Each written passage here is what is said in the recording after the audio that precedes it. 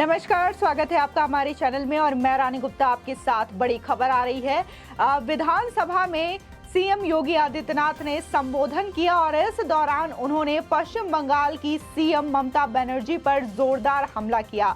आपको बता दें कि उन्होंने यूपी विधानसभा चुनाव शांति से संपन्न होने को लेकर के सीएम ममता बनर्जी पर तंज कसते हुए कहा कि यूपी में तो बहुत ही शांतिपूर्वक ढंग से चुनाव संपन्न हुआ, लेकिन पश्चिम बंगाल में किस तरीके से हिंसा हुई और कैसे लोगों की हत्याएं की गई ये सभी को पता है। इसी के अलावा उन्होंने इस बात का भी जिक्र किया जो ममता बनर्जी आई थी यूपी विधानसभा चुनाव में प्रचार के लिए और वो बनारस आई थी अखिलेश यादव के साथ। इसको लेकर भी उन्होंने तंज कसा। इसी के साथ ही अखिलेश यादव पर भी उन्होंने जोरदार प्रहार किया और अखिलेश यादव की पुरानी सरकार जिस तरीके से घोटाले करती थी और जिस तरीके से दंगा और अपराध करती थी उसका भी जिक्र किया।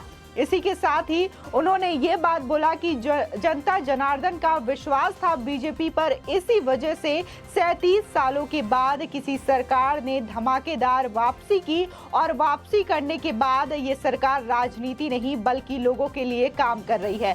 आपको बता दें कि बजट का 5वां दिन है आज और यूपी सरकार ने अपना बजट पेश किया है, जहां पर श्रमिकों से लेकर के किसानों युवाओं तक के लिए तमाम बजट में उपहार दिए गए हैं।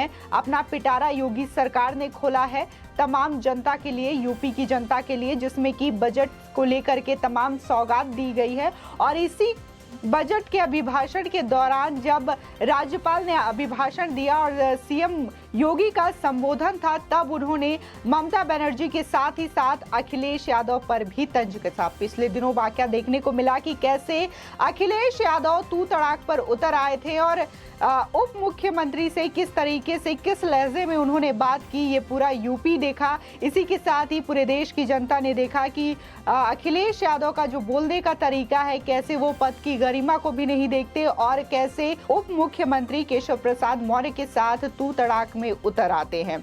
आपको बता दें कि उत्तर प्रदेश की 18वीं विधानसभा का पहला सत्र बीते 23 मई को शुरू हुआ। ये सत्र राज्यपाल आनंदीबेन पटेल के अभिभाषण से शुरू हुआ। यूपी में दूसरी बार बीजेपी की सरकार बनने के बाद ये पहला विधानसभा सत्र है। इस सत्र के दौरान कल यानी कि 26 मई को बजट पेश किया गया। ये बजट 6.15 लाख करोड़ रुपए का है। इसमें कई बड़े ऐलान किए गए हैं। वहीं आज इस सत्र के 5वें दिन बजट पर चर्चा हो रही है। जानकारी के मुताबिक आज सदन की कार्रवाई 11 बजे शुरू हुई है। आपको बता दें, सदन में चर्चा के 5वें दिन सीएम योगी राज्यपाल के अभिभाषण पर जवाब भी दे रहे हैं। अपने बयान की शुरुआत में सीएम योगी ने विपक्ष के लोगों पर चर्चा में शामिल होने के लिए उनका धन्यवाद दिया। उन्होंने नेता प्रतिपक्ष अखिलेश यादव को भी धन्यवाद दिया। इस दौरान सदन में अखिलेश यादव के बयान पर सीएम योगी ने शायराना अंदाज में जवाब दिया। बता दें कि सीएम योगी ने कहा कि नजर नहीं है, नजारों की बात करते हैं, जमीन पर चांद सितारे की बात करते हैं। वो हाथ जोड़कर बस्ती को लूटने वाले भरी सभा में सुधारों की बात करते हैं कि नजर नहीं है, नजारों की बात करते हैं, जमीन पे चांद सितारों की बात करते हैं।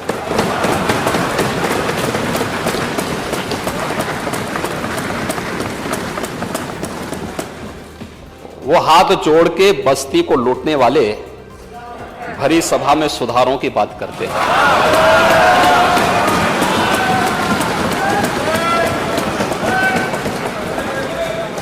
कि मिशन हमारा केवल सत्ता प्राप्त करना नहीं, हमारा मिशन देश होना चाहिए।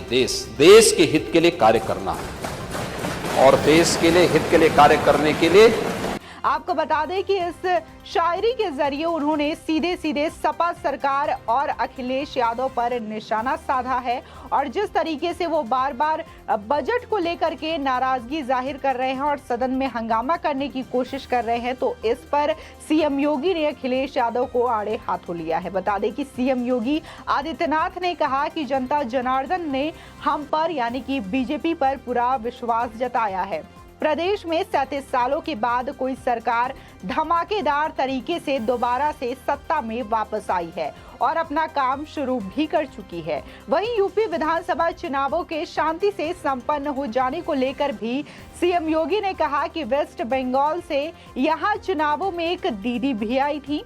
उनके राज्य में जब चुनाव थे तो चुनाव बाद करीब 12,000 से ज्यादा घटनाएं हुई थी, लेकिन यूपी में ना तो चुनाव के दौरान और ना ही चुनाव के बाद कोई हिंसक घटना हुई। बता दें कि सीएम योगी ने कहा कि बंगाल में चुनाव के बाद हिंसा हुई, लेकिन यूपी में चुनाव के बाद एक भी हिंसा देखने को नहीं मिली। हमारा नेतृत्व एक ही बात के लिए आगाह करता है कि हमारा मिशन सत्ता पाना नहीं है, बल्कि हमारा मिशन देश का होना चाहिए। हम उन भावनाओं को लेकर ही काम करते हैं। बता दें कि पिछले साल 2 मई यानी कि 2021 को विधानसभा चुनाव के नतीजे आने के बाद पश्चिम बंगाल के विभिन्न हिस्सों में बड़े पैमाने पर हिंसा हुई थी। ज्यादातर मामलों में हिंसा का आरोप सत्तारूढ़ तृणमूल कांग्रेस यानी कि टीएमसी और ममता बनर्जी की सरकार के कार्यकर्ताओं पर लगे हैं। राज्य की मुख्य विपक्षी पार्टी भाजपा का दावा रहा कि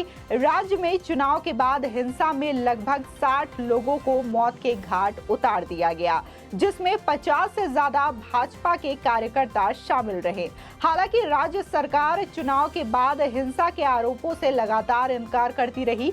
वहीं कलकत्ता हाईकोर्ट के निर्देश पर सीबीआई चुनाव बाद हिंसा के मामलों की फिलहाल जांच कर रही है और इसमें आरोपी पाए गए लोगों के खिलाफ चार्जशीट भी दाखिल कर दी गई है। आपको बता दें कि इसके अलावा सीएम योगी आदित्यनाथ बोले कि बीजेपी को जनादेश मिला है, कामों की वजह से हम जीते हैं। यूपी की जनता ने अफवाहों को दरकिनार किया है और 37 सालों के बाद ऐसा जनादेश किसी पार्टी को मिला है। सीएम योगी ने पहले चरण के चुनाव परिणामों को लेकर भी विपक्ष पर तंज कसा।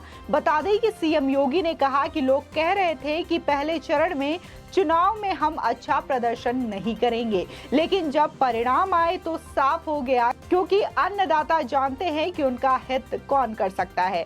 आपको बता दें कि जिस तरीके से जब चुनाव की प्रक्रिया हो रही थी, पहले चरण में जिस तरीके से प्रचार किए जा रहे थे, तो इस पर लगातार विपक्षी पार्टियां ये कह रही थी कि जो जनता का रुझान है वो लगातार उनके पक्ष में है, बीजेपी इस बार सत्ता में नहीं आने वाली है।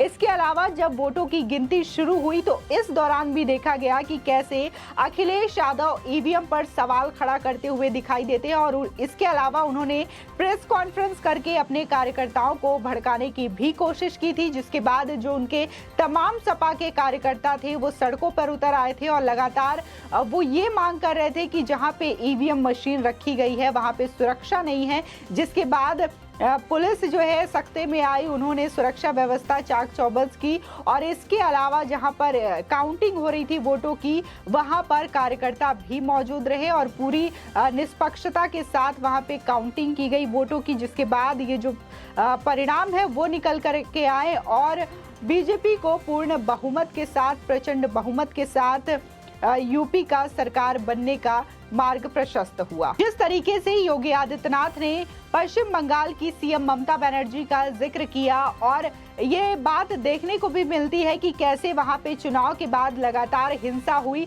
और ये बस चुनाव की ही बात नहीं है, चुनाव के बाद भी लगातार वहां पे हिंसक गतिविधियां देखने को मिलती है, जिस पर कि टीएमसी के कार्यकर्ता या फिर टीएमसी के जो लोग होते हैं उनकी शय में ये चीजें देखने को मिलती है। चाहे वीरभूम की हिंसा ले ले, जिसमें कि करीब 8 से 9 लोगों को जिंदा जला दिया गया था, वो इस तरीके की घटना निकल के आती है। सीएम ममता बनर्जी पर आरोप लगते हैं और इसके बावजूद ममता बनर्जी ये कहते हुए नजर आती है कि इस तरीके की घटनाएं पश्चिम बंगाल में नहीं होती और ना ही उनके कार्यकर्ता इस पे लिप्त है। वहीं अगर सीबीआई की जांच होती है तो ये सारी बातें सामने निकल करके आती है कि कैसे टीएमसी के कार्यकर्ता इस चीजों में मौजूद रहते हैं। इसी के अलावा जहां बार बार आरोप लगते हैं ममता बनर्जी पर हिंसक घटनाओं को लेकर के, तो वहीं ये भी आरोप लगते हैं कि वो किस तरीके से देश में रोहिंग्याओं को घुसपैठ के लिए इजाजत देती है और उनकी सरकार में जो रोहिंग्या है वो खुले आम देश की बॉर्डर से प्रवेश करते हैं और इसके अलावा इस हिंसक गतिविधियों में शामिल होते हैं और इस तरीके की घटनाओं को अंजाम देते हैं।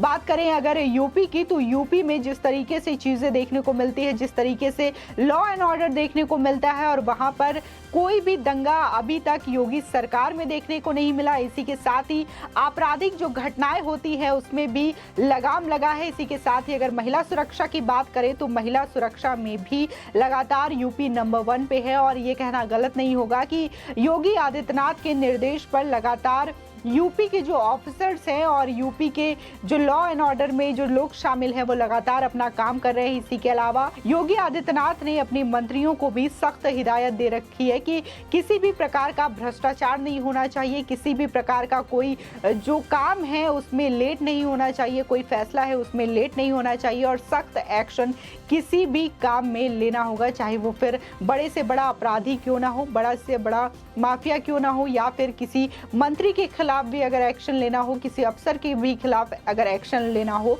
तो योगी सरकार उस पर खुलकर एक्शन लेती है बिना किसी पक्षपात के।